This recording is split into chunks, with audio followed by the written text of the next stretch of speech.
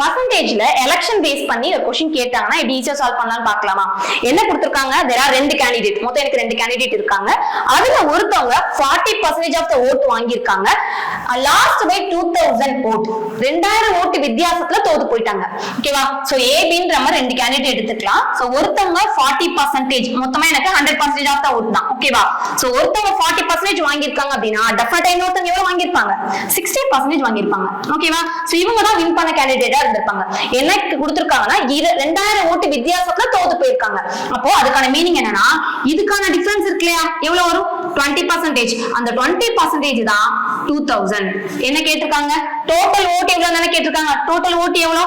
100% தானே. சோ அப்போ அந்த 100% என்ன, இதுதான் நம்ம கண்டுபிடிக்கணும். சோ என்ன வரும் அப்படின்னா இங்க 2 மல்டிப்ளை பண்ணோம்னா 10,000 அப்படின்றது இதுக்கான கரெக்டான ஆன்சரா இருக்கும். ஓகேவா? சோ இதே மாடலை யூஸ் பண்ணி இந்த சம்க்கான ஆன்சர் என்னன்றதை மறக்காம கமெண்ட் பண்ணுங்க. தேங்க்யூ.